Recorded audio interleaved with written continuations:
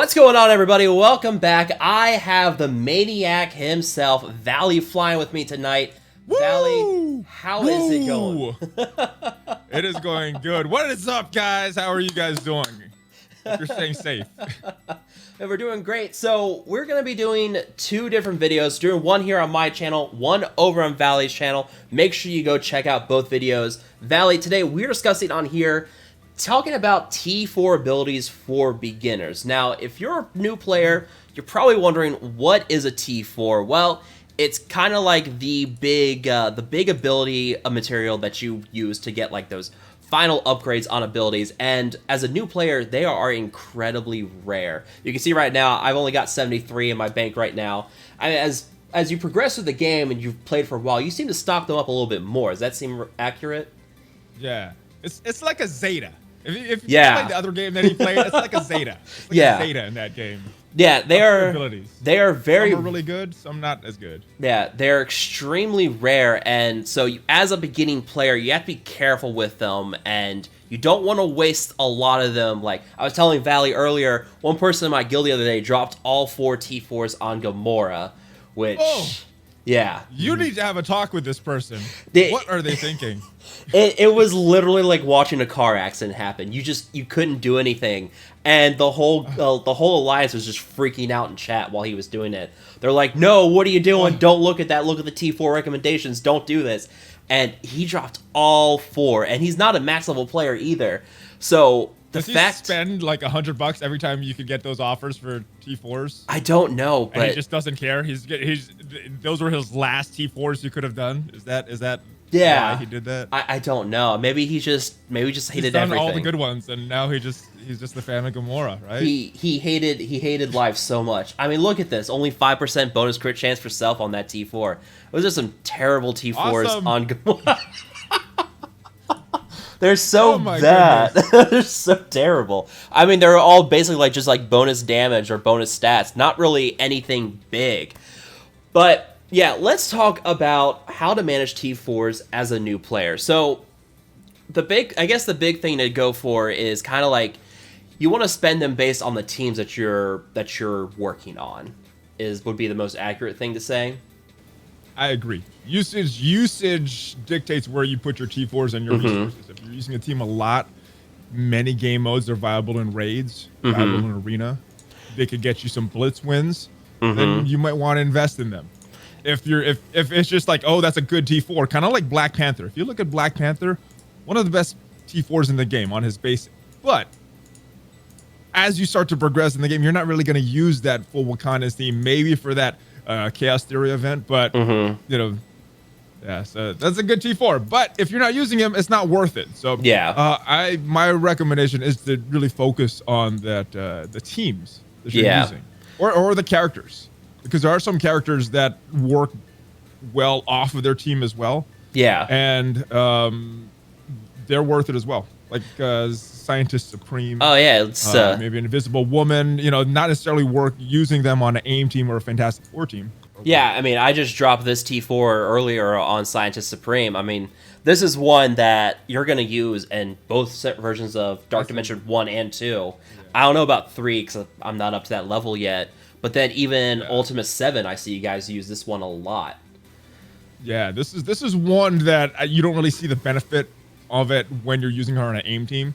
Yeah. But particularly for those other game modes like the Dark Dimensions and the Ultimate 7. This one comes in really, really handy. Yeah. You're going to have situations that you have not 3. You got 4 debuffs. And you want her flipping as much as possible. Yeah, because you definitely don't want to have that heal block not get flipped. Because if that doesn't get flipped, that's a bad time for your team.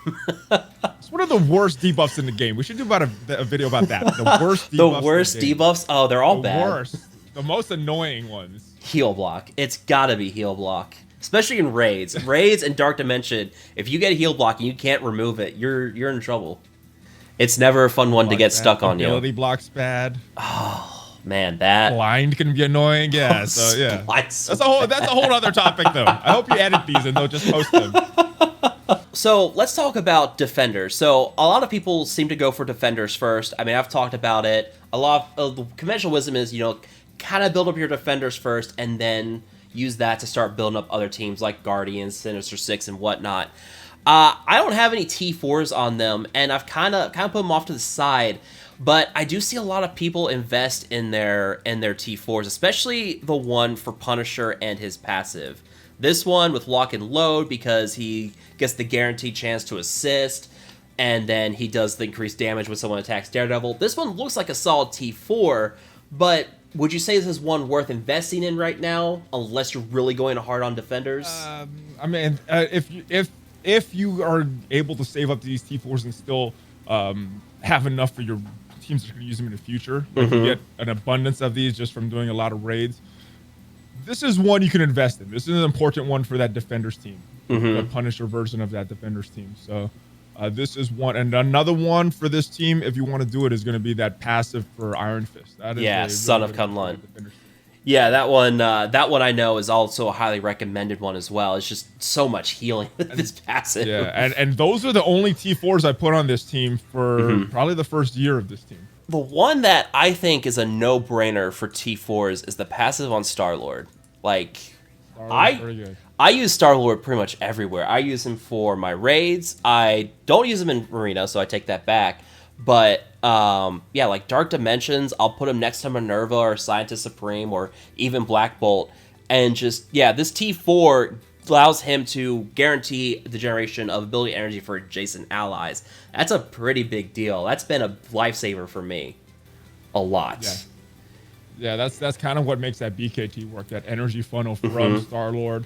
And then the other side of Thanos, with Thanos' passive as well for that BKT team. Oh, yeah. Funnels that energy to Rocket, allows him to do his AoE after AoE after AoE if that scenario is right. So this is a really good one for that Guardians team. Yeah, this is definitely one I think that since Star-Lord's going to be the first legendary you go for anyways, this is definitely a worthwhile one because you're going to get a lot of use for him in a lot of different game modes. It's especially if you could get that Raid Star and farm Rocket as well. Oh, yeah. Yeah, Rocket himself, I don't have any T4s on him, but I don't either. Yeah. Actually, I might have done the ultimate, but yeah, he's not any required T4s here. No. And I mean, for the most part, I mean, it's kind of, the goal is to kind of spread out the T4s and kind of like help boost a lot of teams up. Of course, I go against the conventional wisdom and throw 3 T4s on Black Bolt, but that's just because there's certain characters that you can't throw T4 every single one of the abilities. Black Bolt's one, Ultron's another. You can make the argument Phoenix is another. So there's certain characters that you should. Yeah, I'll hopefully have Ultron next week, and I don't have any T4s ready for him, but man, I see Minerva there. Oh yeah, you have higher gold stars on your Minerva than I do. Yeah, she I don't have any T4s. Some offers are just getting lucky with those premium orders. Getting real lucky. Oh my goodness. Now this is a character that a lot of people will make a mistake on. They're like, this is a good character. Let me put some T4s in this character to make her better. But the T4s in Minerva don't really make her that much better. Like the only T4 I know something big on was her passive because it gives like 5% bonus speed bar. But even so, that's not substantial. That should be another tip. Don't invest blindly into characters just because they're good characters. If the T4 doesn't fundamentally change how the character works, it's probably not the best T4 to throw in there. Another one that I've definitely invested in that I love is Thanos and his passive. Is that the passive? Yeah, because it guarantees the ability energy. Yes, that is very, very good. Because without it, it's only 75% chance, and if RNG's not with you... This is a highly recommended one, especially for good game players using that BKT team. Oh, yeah. Yeah, love the BKT. Don't go all in on terrible characters. Don't invest too heavily on one team. Kind of spread them out. And make sure you go for the abilities that really kind of change things up, make the teams better. That seems to be the conventional wisdom. And I mean, we could talk about certain teams. Like, let's talk about Brotherhood. I think the main one to go for Brotherhood for the T4 is Magneto. His passive. I actually got 4 that I like on the Brotherhood. Oh, do you? Go. Tell me all. Tell me all 4.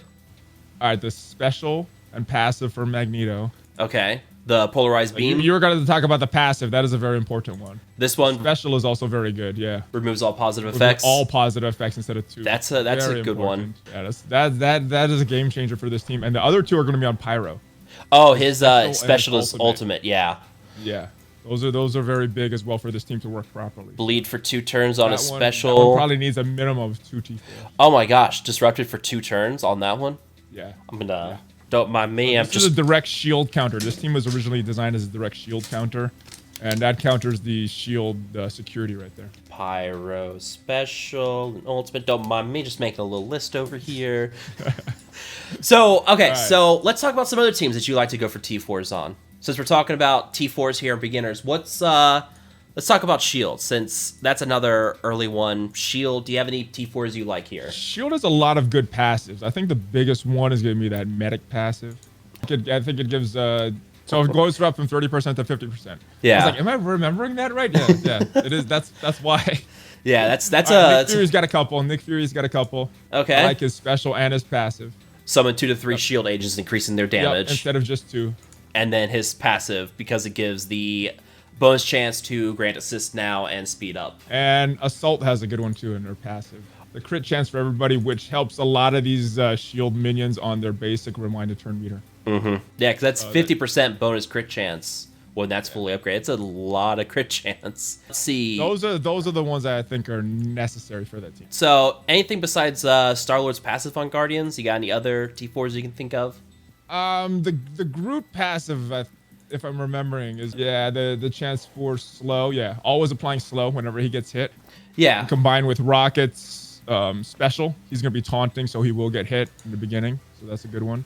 Yeah. And then Rocket, if you really want to invest in his team, it's gonna make him better. It's gonna give him more damage. Mm-hmm. Not one that I've done, but if you really want to go hard with Rocket and up his damage to help this team, those are a few. Sinister Six is one of the early. Oh yeah, let's talk Sinister Six. I've done none of the Sinister Sixes. Really? T4s. Yeah. Yeah. I've gotta level them up for Shuri. I haven't put much thought into them and 0 T4s into them. So Sinister Six, that's my recommendations because they really don't serve a huge purpose in the end part of this game. Mm-hmm. They're a good blitz team and they're a good war team, either offense or defense on war. That's about it. Other than unlocking those legendary characters, I think the stars are more important on this team than the T4s. Yeah, I think the recommended level for unlocking Shuri is like level 60, so I've got to invest some training into these characters, get them up to par for that. Eventually, I think every character should be level 60 and then 6664. What about AIM? I like the Assaulter. I believe it's his passive. Juicer. You did it. It's a good one. No, I don't have it yet. More speed.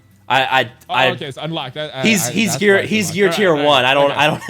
So I like his passive. Yeah, more speed. Graviton has a good passive. I did this one. AIM minion allies gain plus 10% damage. Yep. That seems like an interesting T4. It doesn't seem like a worthwhile one. Yeah, and I mean, if you really want to invest in this team, Graviton, the rest of his T4s are pretty good as well, but I think the basic is a really good one. And I did Monstrosity's passive, one, because I think it's good, but I did get 7 red stars on him, so I had to build them up. So. Yeah, when you get 7 red stars to someone, you're kind of forced. You're kind of strong arm. Some of those some of those ones that just increase the damage.